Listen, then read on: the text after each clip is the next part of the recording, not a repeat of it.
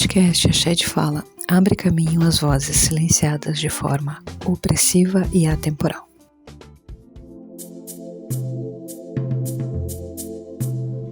Professores, protetores. Nesse episódio, vamos conhecer a trajetória da professora Kellen Batista. Atua como professora da Rede Municipal há 27 anos, educadora social, participou da ONG Acompar, parte 1. Porque tudo é educação. Bom dia Rose, bom dia nossa querida convidada Kelly. Bom dia. Bom dia nosso querido estagiário Rafa, nossa juventude. Estamos começando mais um programa de podcast. Bom dia Kelly. Bom dia. Bem-vinda, obrigada por aceitar o convite. Estamos muito felizes de te receber aqui. Eu também. Dia 15 de outubro foi o Dia dos Professores, né? Então achamos importante convidar uma professora de Alvorada, empoderada, que ensina muito sobre os lanceiros negros, não é? Nas escolas. Então, já para nós começar, já vou lançar uma pergunta para ti, Kelly. Como a Kellen Batista se define, né? Homenageando nossos mestres, nossos professores, nós gostaríamos de saber como você, professora, como mulher negra, se define. Eu me defino como uma pessoa, né? Uma mulher periférica, negra, que batalhou e lutou, né, por seus direitos, para mudar a minha situação, né? A situação como pessoa, o meio que eu vivo na sociedade, de me sentir pertencente também, de pensar também nos meus iguais. E tudo foi um processo, né? Porque a gente não conquista as coisas assim, né? Porque a questão do racismo, ele é institucional, ele é estrutural, ele também... eu nasci em 76, e na minha época, assim, de criança, adolescente na escola, era muito... A gente não queria dizer que a gente era negro, né? E a questão, assim, que a gente vai aprendendo, né? A questão do colorismo, né? Me chamavam de morena. E eu achava aquilo maravilhoso, né? Ai, sou morena, chegava em casa dizendo, ai, eu não sou chamada de negra. E chega um momento que a gente vai aprendendo, né? Que aquilo ali, a questão da branquitude, vai colocando isso pra gente, e a gente vai se enganando, né? Então, chegou um momento que eu fui me descobrindo e comecei, juntamente, assim, através do meu trabalho, como educadora social, né, a ter orgulho, né, da mulher que eu sou, da pessoa que eu sou, me descobrindo como negra, tirando certos preconceitos, né. Quando eu me tornei educadora social, eu era só uma professorinha entrando dentro da educação social, achando que eu ia mudar o mundo, e apavorada, achando assim, cada coisa que os adolescentes falavam para mim era assustador. Eu querendo transformar o meio deles, mas não era assim. Era trazer a realidade deles para dentro da instituição, que eu ia mudar, sim, a situação que eles estavam vivendo, né? Então, até que uma coordenadora falou para mim que tu vai ter que se despir de todos os teus preconceitos, né? Para poder lidar com os adolescentes, para criar vínculos com eles, né? Então, aí eu me descobri como mulher negra. Eu tinha um papel importante, Show, dentro do processo educacional, né? E o meu processo também, como pessoa, como negra, né? Então, e da importância, né, de tu estar no ambiente escolar, né, de ensino, e tu ganhar de cara esse conselho, né? Já foi um baita aprendizado. Não, foi um choque, Rose. Foi um choque, porque sabe quando tu chega assim, quando uma aluna, uma educanda, uma criança chega e fala coisas que parece ser assustadoras, mas não é. É a realidade, porque a gente vive numa bolha, né? Verdade. A gente vive numa bolha, a gente acha que é só a família perfeita que é certa, né? Não é. Não é. Sim, verdade. São diferentes olhares, diferentes culturas, e a gente tem que poder auxiliar isso, né? E poder naturalizar e também ajustar certas coisas, fazer esse vínculo com a instituição, a escola, o educador, o professor e as famílias, né? Trazendo a realidade deles. Não adianta eu trazer outras coisas lá, uma educação eurocêntrica, né? Que nem, né, eles trouxeram, os jesuítas queriam mudar os índios, trazendo toda a cultura deles, tiraram eles dali do conforto deles. Não adianta fazer isso, né? Não adiantava. Quando eu cheguei na instituição, eles cantavam músicas, várias católicas, né? E um dia um adolescente chegou e falou para mim: por que tu não põe um ponto da Jurema? Para mim aquilo ficou assim, fiquei desconcertada, porque na época eu tinha muito preconceito, confesso. E eu aprendi também que o educador, o professor, ele não pode levar aquilo que ele tem, sabe? Os dogmas dele, né? Aquilo que ele acredita, tudo bem, mas a questão religiosa fica lá da porta para fora da escola. A gente tem que trazer propostas diferentes, né, para o meu educando, para o meu aluno, né. Como bem te fez essa sugestão, enfim, essa professora, né, no início ali, quando começou, a coordenadora, de tu se despir, né, da gente se despir, e eu acredito também de estar atento, né, a escuta. A escuta. Uma escuta atenta. A escuta ela é muito importante dentro da educação, né. Escutar eles, ouvir e deixar que eles venham falar, trazer, e através daquilo que eles vão trazendo, a gente vai fazendo ali, trabalhando, né? Trabalhando as demandas da turma, da comunidade. E uma coisa que eu trabalhei numa instituição que ela me mudou muito, como professora, meu olhar como mulher, né? Coisas que eu trazia, assim, que realmente eu estava em um processo bem difícil, né, naquela época, e tu trabalhar numa instituição com vulnerabilidade social, né, precisando de ajuda também, porque o educador precisa ser cuidado também. Sim, com certeza. É complexo, né, mas assim, ela me mudou muito, até hoje ela me impactou, mas eu me lembro que a gestora, ela, nas formações pedagógicas, ela sempre falava que o nosso trabalho como professor ou como educador, ele tem que impactar. Se ele não impacta a sociedade, as famílias, teu trabalho é em vão. Muito importante nessa colocação, né? Você trabalhou em Nova Iguaçu, Rio de Janeiro. É verdade. Né, hoje tu atua como professora no nosso município. Sim. 27 anos, talvez mais, de profissão. Isso. Agora isso atualiza aqui. Isso. E qual a tua percepção, né, daquela época, né, nessa tua caminhada, com relação à educação mais formal? Sim, tem um diferencial bem grande, a educação formal. Na verdade, eu estou atuando no município na educação formal, mas lá no Rio de Janeiro, quando eu fui atuar, atuei numa escola cristã. No morro lá de Belford Roxo, no município de Belford Roxo, Baixada Fluminense, né? Então, eram outros princípios que eu tinha que, como professora, me portar, né? Lá o professor é chamado de tia, não é chamado de professor, porque é uma cultura deles, né? E eu me habituei a isso. No começo eu fiquei assustada, né? Tia Kellen. Só imagino. Mas foi bem interessante porque eu trouxe uma cultura diferente para eles, né? Porque para eles eu falava outra língua, né? Que língua é essa que tu fala, tia Kelly? Então era bem interessante, assim, o trabalho na escola a qual eu trabalhava, que foi a escola... olha, faz tanto tempo que eu não lembro do nome da escola, mas eu sei que ficava no município de Belford Roxo, de pré, né, até o 9º ano, né?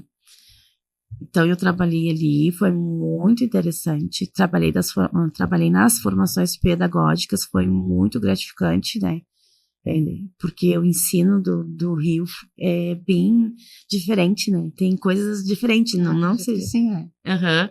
E os professores, eles são também bem abertos a alguns assuntos, apesar de eu ter trabalhado numa escola cristã, né?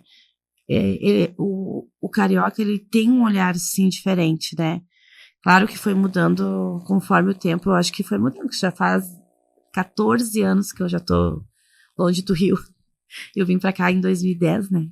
Mas você é natural de lá? Não, eu morei lá, eu me casei, fiquei uns 4 meses em São Bernardo do Campo, e depois eu fui pro Rio, e assim, lá eu fiquei fiquei uns 7 anos a mais, onde a minha filha, ela nasceu lá. E eu fiz direito até o 5º também lá. Ah, que legal. Uhum. Tá, tua filha é carioca? A minha filha é carioca, da Baixada Fluminense. A gente não tá com o Jorge presencialmente, né? Mas ele te mandou uma pergunta aqui, tá? Tá. Aí a gente vai colocar. Kelly, eu queria ouvir de ti um pouco, se tu pudesse falar para nós sobre a Kelly, educadora social. Queria que tu pudesse falar um pouco desse teu lado profissional, né? E tu, como professora de sala de aula, é uma experiência, e qual a diferença, né, desse outro lado, né, de educadora, e esse trabalho que tu desenvolve na Acompar, tu que morou no Rio de Janeiro, conhece um pouco daquela cultura carioca, e aí aqui no Rio Grande do Sul, né, uma outra cultura, uma outra forma das pessoas interagirem, né? Como é que a educadora social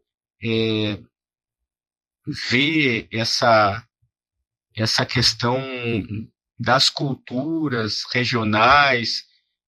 Como é que tu vês a relação com as famílias no serviço de fortalecimento de vínculos, aqui, lá, enfim, como é que tu vê a educação social no Brasil? Não só na Acompar, não só em Porto Alegre, mas a importância da educação social, para além das instituições que estão aí postas, né? Mas enquanto uma possibilidade de ruptura, né, com vários problemas sociais que o Brasil apresenta, né?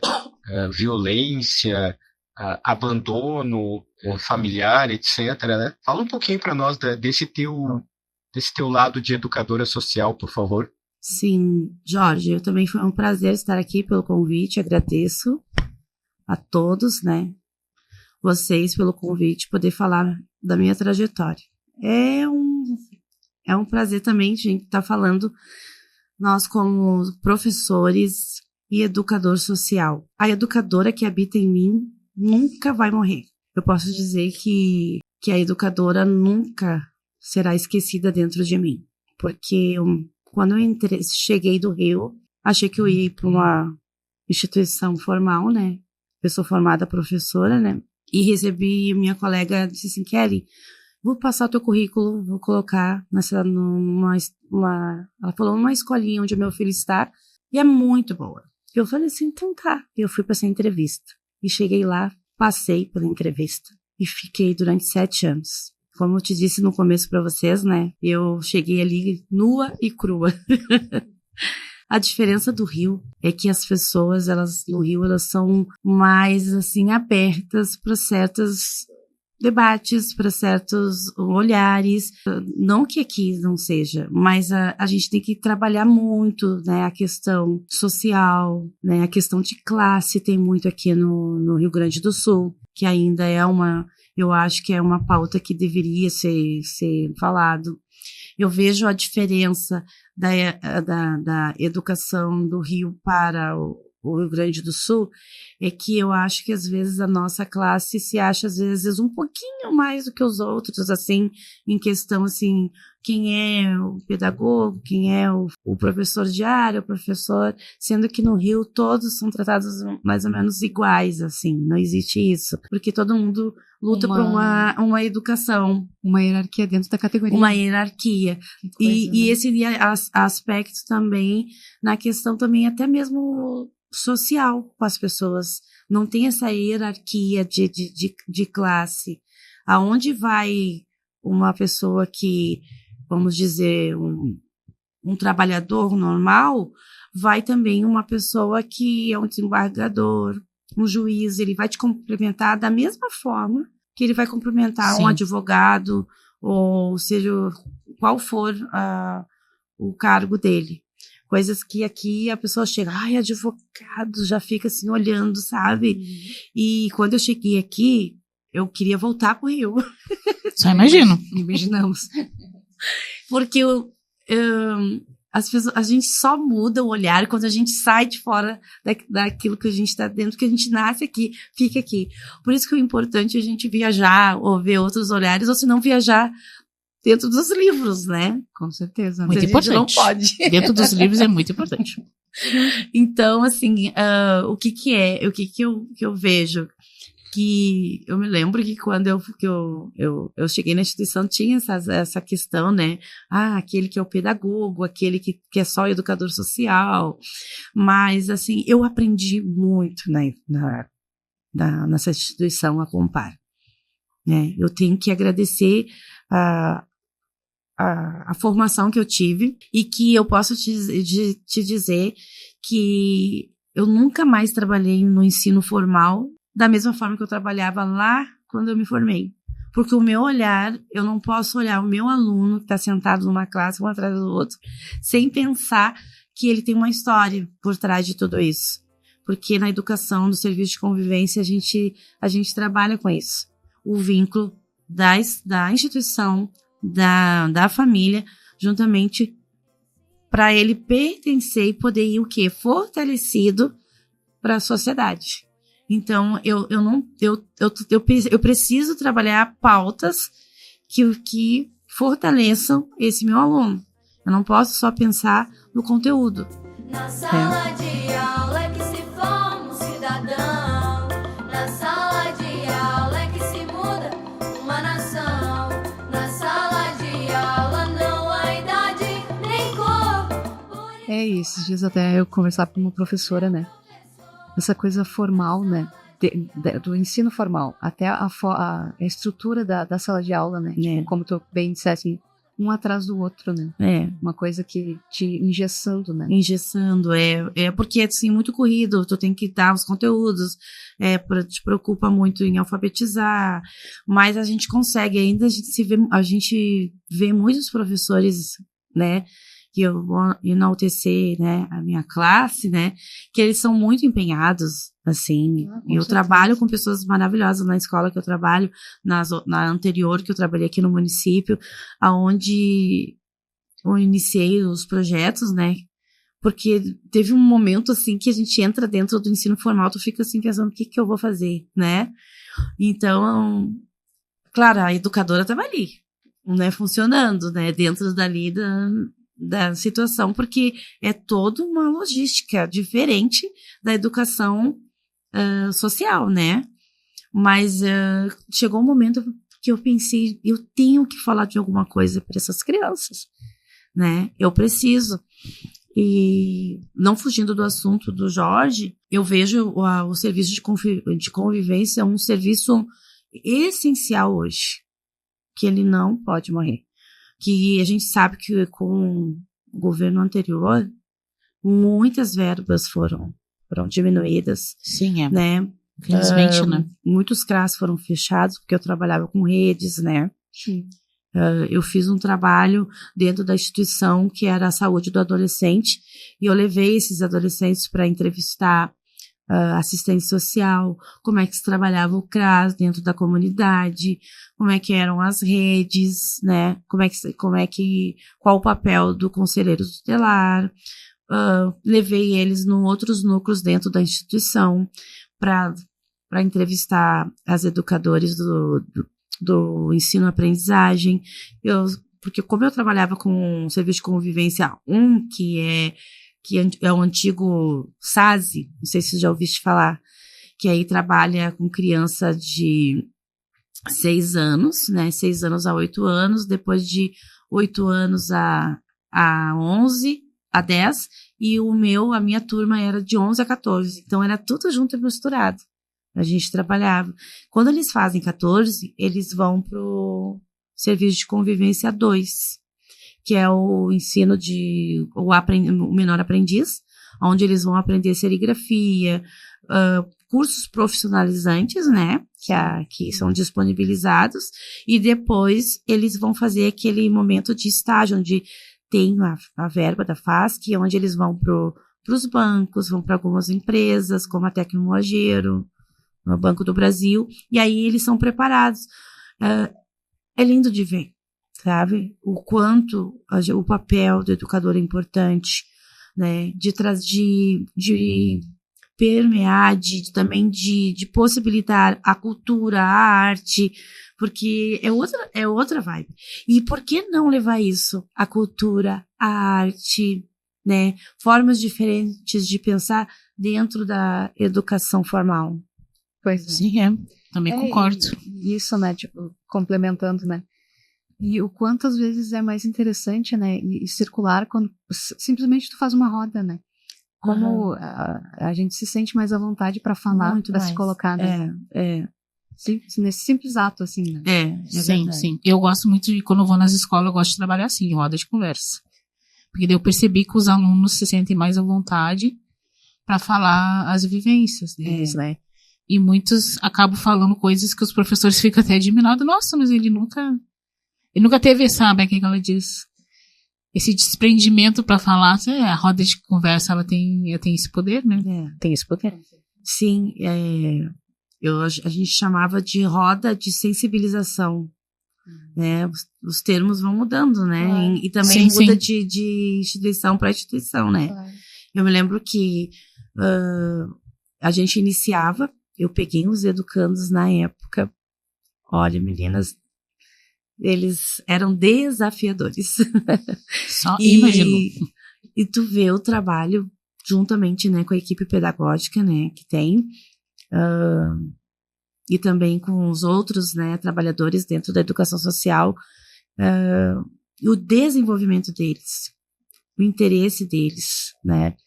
E eu comecei a trabalhar temas que às vezes a gente, não vou falar sobre isso.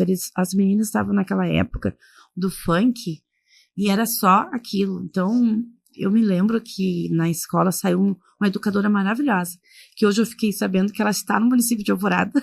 Olha só. E eu entrei no lugar, eu estava na biblioteca trabalhando como mediadora da leitura, né? E eu me lembro que a minha chefe dizia assim, entra lá, Kelly. Que quando essa educadora saiu, não parava nenhuma. E aí, agora tu entra para substituir até a gente contratar a próxima. E eu fui ficando, e foi indo. Eu me lembro que saíam as educadoras chorando. Porque, claro, não é a tua realidade, né? Sim.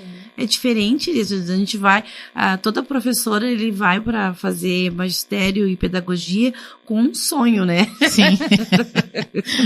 Tu sabe. Já viram aqueles filmes que a professorinha chega assim, toda, né? E aí tu tem que trabalhar a realidade do aluno. A realidade é bem diferente, né? Muito diferente. No instituto daqui, onde eu estudo também, à noite tem o curso de pedagogia, né? E aí eu convivo bastante com as gurias também, porque, enfim, a gente troca bastante entre cursos, né? E elas falam isso, né? Porque, tipo, em sala de aula é tudo tão perfeito, né? Paulo Freire, aquela coisa toda, né? Aí chega na realidade, assim, tipo... Sim, muitas no caminho, na minha época, desistiram, porque tu vai com um sonho mesmo. Professorinha do carrossel, mas não é assim. Não é, né? A realidade nossa não é assim. Tem que se construir, né? Já no curso, né? Famílias que tu trabalha com violência doméstica, todos os tipos de violência, quase todos os direitos da criança e do adolescente, né? Violados, né? E tu não pode. No começo eu levava pra casa, confesso. Chega uma hora que tu te blinda. Tu tem que lutar por aquela criança. Tu não pode ela contar que ela tá sendo, né, violentada ou sofrendo maus tratos e tu ficar chorando na frente da criança. Tu tem que ter um caminho, uma possibilidade, trazer temas importantes, né? Sim. Pedagogicamente, né? Tu tem que resolver, tu tem que ter cabeça fria para poder trabalhar e ele poder confiar em você. E eu acho que dá ferramentas, mecanismos, né? Para eles pedirem ajuda. Ferramentas, né? Isso mesmo. Isso, possibilitar isso, né? né? E porque a criança e o adolescente, eles sinalizam pra gente. Sim, sim. É uma coisa muito interessante. Eu sei porque agora na minha escola, não que, mas eu vejo assim, que às vezes tem que ter um olhar diferente assim com a criança. E teve um aluno que está sinalizando algo assim que está acontecendo em casa, e relatei agora para minha coordenadora, e elas vão entrar em contato. Então a criança, ela sinaliza mesmo, né? Olha, o rendimento dela cai. É os sinais, né? Porque são os sinais que eles vão dando, Sim. né? E a gente tem que estar atento a isso. Então, e eu trabalhei, sabe, com a Dayana Santos. Nossa. Não diretamente, mas ela era do núcleo da Ação Rua. A minha amiga maravilhosa. Gosto muito dela. E a gente trabalhou ali, ela ficou, eu já era veterana já na instituição. E a gente batia o olho nela, eu já brilhei. Porque ela é uma pessoa iluminada. E ela, acho que mudou naquela época que ela teve ali, foi um momento assim que foi um marco assim na instituição, sabe? Ela trouxe um gás e ela trouxe um dia, nós estávamos no Dia da Mulher Negra e Caribenha num bar comemorando, e ela disse assim: Kelly, tu é mulher preta, uma mulher negra, né? Eu me lembro que eu tinha também outras coisas que estavam dentro de mim. Ela disse assim: tá dentro de ti, né? Tu é capaz de fazer isso, né? Então segue, vai. E eu fui indo, fui me descobrindo, fui trabalhando, né? A Kelly, a educadora, a mãe, a mulher, me desconstruindo para me construir uma pessoa melhor. E ainda estou em fase de construção. Estamos sempre, né? Sempre. E essa rede de apoio entre nós é muito importante. A rede de apoio. A rede de apoio é uma muito importante. apoiando, né, a outra, né? Porque a gente se espelha, né? Muito, né? Sim. Nós mulheres, né? Todas as mulheres, mas acho que as negras, eu acho que a gente precisa de uma representatividade. Precisamos sempre. De ver assim, bom, aquela lá tá no topo. Eu consigo também. Se ela conseguiu, eu consigo, né? Sim, a representatividade é muito importante. Se olhar, esse olhar, né? E também o quanto é importante a gente ter essa rede de afetos também entre nós, mulheres pretas, né?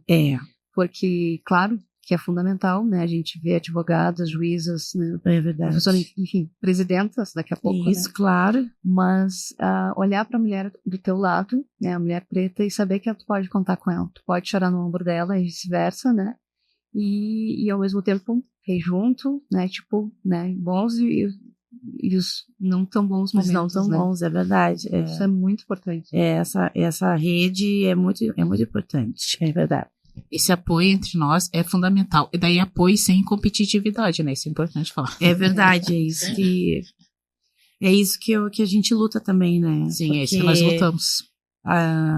E outra coisa, eu luto assim mesmo por essa sororidade, a gente se ajudar, a gente trocar informação.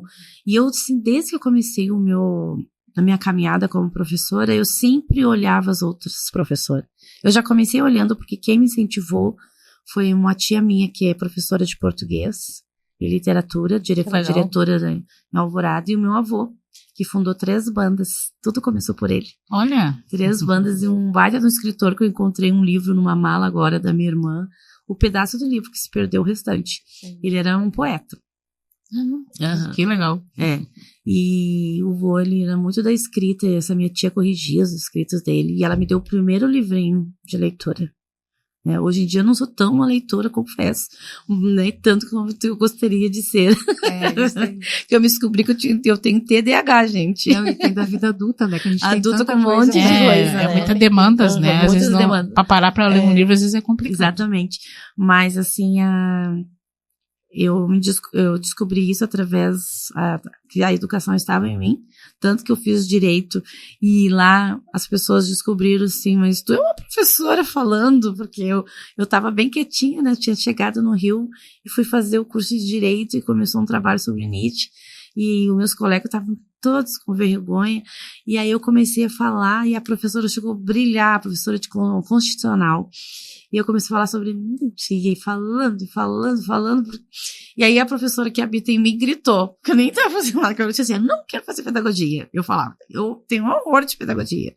Veja só. Porque tinha aquela coisa que o pedagogo, sabe, chega na sala de aula, porque eu sou do tempo do magistério, que a professora do magistério é aquela que vai para frente, tu aprende um monte de recursos, e porque realmente o magistério ele te prepara para te ter o domínio da turma, né? Porque hoje em dia tá difícil. Se naquela desafio, época era um desafio, hoje em dia é mais, né? O desafio aumenta só, né? Mas assim, salve as nossas pedagogas. Salve.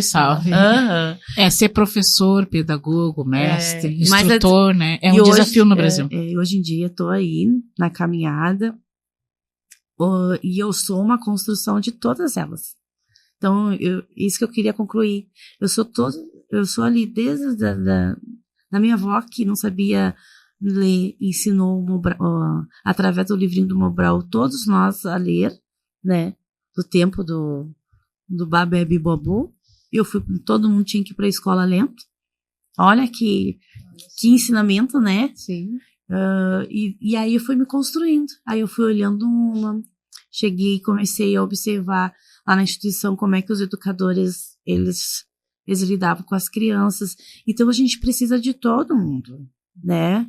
A gente precisa, eu amo escutar as histórias de cada professor, como é que ele lida, como é que é o domínio, como é que é o jeito que ele fala, porque a gente vai se construindo. Eu vou usar um método lá de uma, ou eu já trabalhei em várias escolas, né, montessoriana, escolas de Reggio Emília, então a gente vai trabalhando e usando um pouquinho de cada dentro do nossa vivência escolar, né, nosso cotidiano. Então é tão importante, a educação, ela é rica, porque os pilares da educação é conviver, né, é fazer, e o ser, aprender a conhecer, aprender a viver e aprender a ser, né? E um dos mais importantes é ser. Sim. Né? Sim, com certeza. Porque a gente tem essa concepção de perguntar, né, para uma criança, o que tu vai ser quando crescer? Naquele intuito profissional, né? Então, o que tu vai ser? Tipo, tu vai ser uma pessoa feliz, uma pessoa realizada, né? E o quanto é importante nós, da sociedade, valorizar a educação, os professores, né? Lutar, né? Que tenha mais políticas públicas dentro das escolas, com os professores. Cobrar, né? De quem tá no poder. Porque a educação é aí que vai salvar o mundo, com certeza. Não tem outro caminho, eu não conheço outro caminho. É o que eu digo para meus alunos, né? É a educação que é o caminho, né? Quando eu estava na instituição e às vezes tudo dava errado, quando tudo estava assim, eu estava vendo, meu Deus, está desandando ali, está dando conflito, porque era muito natural dentro de uma sala dar um conflito. Eu parava e dizia, roda. Quando eu falava roda, as cadeiras já era aquele barulhão, já fazia aquele círculo, eles mesmos. E aí eu sentava, botava uma musiquinha, ou uma música só tocadinha, já tinha tirado aquelas gostas, já tinha tirado nada contra, sim. Mas eu já estava já deixando a coisa mais laica, né? Como tem que ser. Como tem que ser. Porque isso eu desconstruí em mim, né? E aí eu começava a trazer o quê? A minha realidade. Porque eu vim da periferia, porque eu sou uma professora negra, eu sou de Alvorada, porque eu trabalhava em Porto Alegre, eu dizia para eles, e eu mudei minha realidade. Eu não estou aqui trabalhando com vocês podem. Aí eu trazia um pouquinho lá do direito para eles, trazia relatos para eles de quanto tempo um jovem, né, que vai entrar dentro do tráfico, ele vai viver. E aí eles choravam, porque eles vivenciavam isso. Quando eu ia ver, eu dava aquela chamada neles e eu já estava chorando e eles também. Só imagina. E aí eu dizia assim, porque eu amo. Né? Eu dizia, eu amo vocês. E realmente eu amava. E quando eu resolvi sair da instituição, eu já estava assim, querendo voar outros voos, eu gosto de me desafiar. e eu tava fazendo concurso. Na época, as pessoas diziam, mas tu vai para o hospital de clínicas, lá é só 2 anos.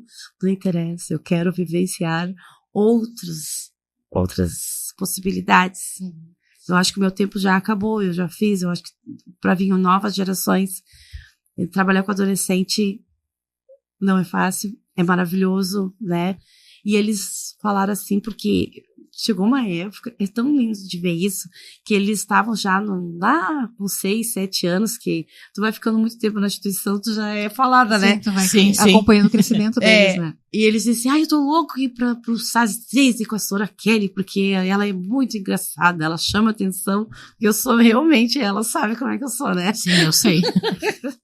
E aí, quando aquela turminha lá dos pequenos chegaram em mim, eu já tava cansada. E falei assim, gente, e eles falaram assim, tu não gosta mais da gente, Sra. Kelly, que chamavam de Sra. Kelly. Então é isso, meus amores, a gente sentado numa roda, e eu disse assim, não é isso, é que a professora precisa mudar, e eu preciso cuidar de mim. Eu realmente precisava, meninas. Sim, com certeza. Eu estava precisando. E é importante. Foi ali que depois eu busquei terapia, sabe? Eu fui ver que eu tinha também limitações, né? Fiz diagnosticada com TDAH, né? Então, assim, eles estavam vendo que eu estava... Então, aí eu parei. Um dia chegou a equipe de doação rua na instituição. Eu sempre fui... Eu sou muito responsável, sabe? Eu nunca atraso, né? Não tô me vendendo, mas eu gosto de trabalhar. Porque eu amo a educação. A gente tem que se valorizar. Né? Eu amo a educação. Tá lá no SUS, né? E eu tava lá sentada na minha mesa, a sala tava toda arriscada, porque é adolescente. E eu sempre fiz coisa. Aí chegou uma amiga minha e disse assim, Kelly, tu não vai terminar assim o teu trabalho aqui. Levanta e tu faz algo diferente com esses alunos. Termina o teu ano de uma forma diferente, assim, sabe? Para deixar marcado. E foi ali, eu fui para casa, voltei, e dali, de noite que vinha, assim, porque eu borbulhava ideias, né? E aí eu pensei, eu tava passando uns vídeos e vi decopagem. Aí pensei, meu Deus, essas paredes estão horríveis. Aí pensei, fui olhar, depois tinha paredes pretas, pintar paredes pretas. E aí, pallet com almofadinhas, pensei. E montei um projeto, saúde do adolescente, saúde do ambiente, mudei toda a sala. Um dia eu fui lá, com que a gente ganhava muito livro, e peguei eles e a gente trabalhou. Tanto de tarde, era 2 turmas, né? A gente decopou a sala toda, uma parede, a gente pintou uma de preto, eles mesmos, eu comprei a tinta, consegui ter um projeto com as tintas, pintamos, aí eu consegui através de uma câmera digital, aquelas profissionais, para fotografar o bairro, tudo, e decopamos a sala dos educadores, que era a reunião que tinha da gestora com os professores. A gente decopou tudo com revistinha em quadrinho, e eles me assim, professor, nós estamos fazendo um belo trabalho, né? Porque eu via que eles sentiam assim, dentro daquele projeto pertencentes, né? Claro, depois eu trouxe, né, o Wagner, um colega meu, que ele é artista plástico da São Rua, e ele fez um trabalho maravilhoso também com fanzine, com eles, e ali foi indo, e naquela parede preta, eu disse assim, essa parede aqui, já que vocês adoram riscar e falar um monte de palavrão, quem sabe vocês não escrevem, não coloquem os sentimentos de vocês.